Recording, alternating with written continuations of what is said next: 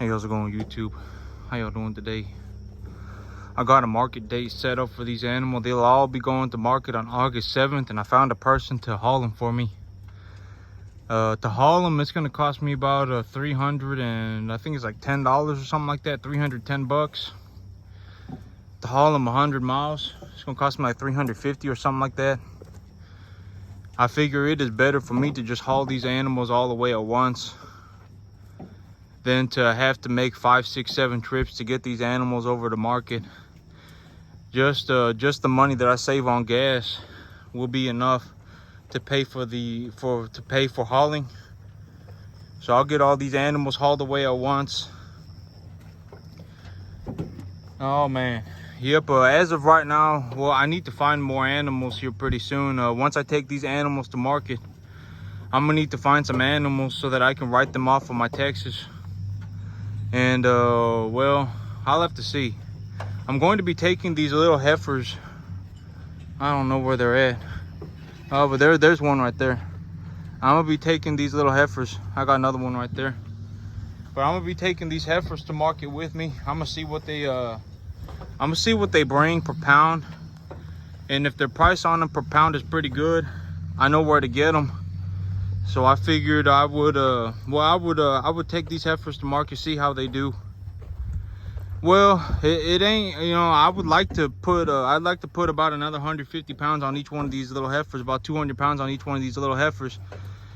But if I keep them back, I'll have to take these animals to market myself. And then yep, and then I got to take 7 heifers to market.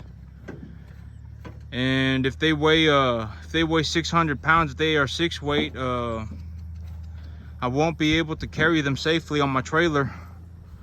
And so it puts me in a pickle of a situation. So I figured I'd just take them to market, and I'd get them I'd get them taken to market. But here's another one. I take them to market and I see what kind of money they bring at market. And if they do good at market, I can always bring in some new ones. So, yep, but they're all going on August 7th. Except for 2 calves. I got 1 calf right here. Oh, she's probably a yearling now. But this is Princess right here. The one with the cleft palate. So her right here. So this animal right here, the one with the cleft palate, she'll be staying. I'm gonna feed her out for a little bit more, and then I'm gonna take her to the processor here down the street. And yep, I'm gonna have her processed for my own personal freezer.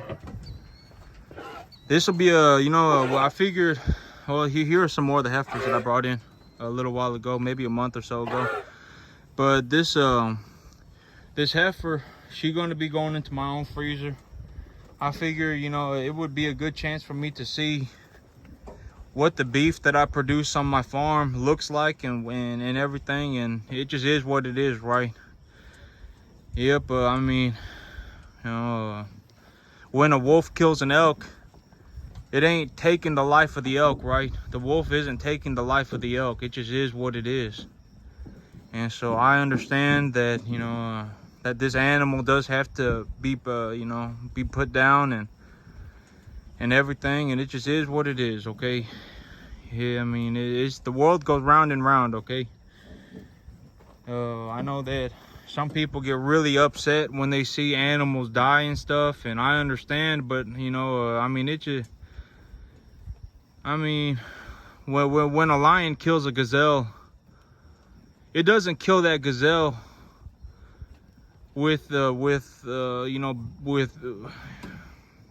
it doesn't exactly kill the gazelle, okay? Yeah, yeah. I don't know how else to put it other than it just is what it is, okay?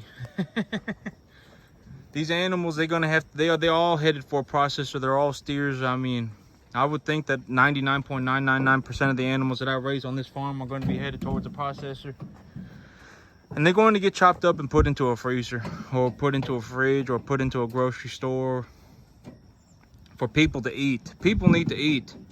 If people stopped farming, if everybody felt bad for these animals and everyone just stopped eating, the amount of farmland that we would need to grow the amount of vegetables that are required to fulfill the caloric intake of people on the planet across the earth would be so tremendous. Because here on 10 acres, right, I'm able to raise 35, 50 animals, 35, 50 cattle. But and each one of these cattle are going to produce probably close to about 500-600 pounds of beef. But if I were going to attempt to grow vegetables, enough vegetables to feed the planet, it would require a massive amount of acreage. I mean, we would need to be farming such a large amount of acreage that it would be horrible. I think well, I mean, we would have to grow such a large amount of vegetables, and it would take up so much land that it would have negative consequences, many negative consequences as well. Feeding animals like this and raising cattle for butchering, for slaughter, raising cattle to eat meat, it's very efficient in terms of how much calories I am able to produce per acre of land compared to vegetables. So I'm able to get a lot more calories from a bovine than I am from eating vegetables. Yeah, but this steer right here, he'll be going to my neighbor. I'm giving my neighbor a very good price on him right there. This is a big boy, but I'm gonna feed him out and give him to my neighbor. But yeah, I'm gonna give him to my but he's gonna be going over to my neighbor, and he's gonna produce a lot of good meat too. These little dairy cross steers, they're known for producing very good meat. I was watching a documentary on the UK, and they cross all their Wagyu animals, they import Wagyu semen, and they impregnate dairy cattle with them. Because dairy cattle are known for having, dairy cross beef cattle are known for having more fat in their meat. So in the UK, they actually raise these types of animals in terms of Wagyu cattle. So the highest quality beef. It may not be the highest yielding or the highest producing animal, but in terms of the quality of the beef, it'll be very high. Yep.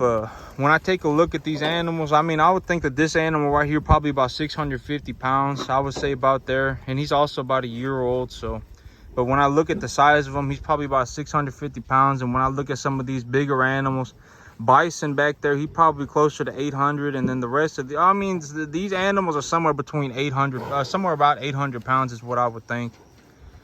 And so I'm going to make some decent money on them. I just got to make, well, I would like to make $610 an animal right now, just because I did put some extra grain into them. So I'd like to make $610 an animal. And if I can make $610 an animal, that's my break even. That's anything over $610, I've made a profit. So for me to break even right now, it would cost me about $610. But some of these animals are developing acidosis. I don't know if y'all can see this gas bubble right here, but you see this right here? You see this? It's a gas bubble. But yeah, but some of these animals are developing acidosis on this grain. So I'm feeding it to them pretty carefully. Yeah, I got 3 animals right here. Bison's actually got a little bit of a bubble right there, and he got a little bit of a gas bubble too. So some of these animals are having acidosis on this grain. So I'm being a little bit careful. I like to feed them a little bit more, but I don't want them having a gas bubble right now in this time of the year is very hazardous. If it gets hot outside and these animals got a gas bubble, the gas problem could get worse, and then they could drop dead pretty quickly. So, yep, I'd like to put a little bit more feed into these animals, but it seems like this is all they can handle as of right now. Yep, but soon when I get rid of these animals, one of my big financial goals for next year is to make $40,000 in net profit on this farm, on raising cattle. Cattle prices are very high. As long as I get #1 graded cattle and I get good marketable cattle, I get good #1 graded cattle, I know I can make some money on them. And yep, Yep. One of my financial goals that I've set for myself for next year is to produce a $40,000 net profit. And one of the things that I'm going to do to get there is that I'm going to put a lot of animals together probably in September, and then I'm gonna sell them in January. I'm gonna sell them in January, and then that's going to be my first lot sold for the year next year. And then I'll still have essentially I'll still have 11 and a half months to keep feeding cattle. And so yep, I could get I like to get about 4 lots of cattle through here. And if I get 4 lots of cattle through here, with the cattle spreads what they are right now, a lot of people are paying about $3.10 to $3.20 for a small calf, for a 2.5 to 3.5 weight calf, and then they're paying about $2.90, $2.80 for a 5.5 weight calf. And so if I just stay in that state, 5.5 to 6.5 weight calf, if I just bring animals in at 2.5, 3.5 weight, and then I get them to 5.5, 6.5 weight, and then hey Jack, oh my gosh, Jack just jumped into the cattle's water bowl and he's snapping at them when they're trying to drink water. Jack, come here, come here. Oh man, I don't know where I'm gonna have to go get him, but yep, with the cattle spreads where they are right now, I'll be able to make some good money. But that's it for me today, YouTube. You have a good one.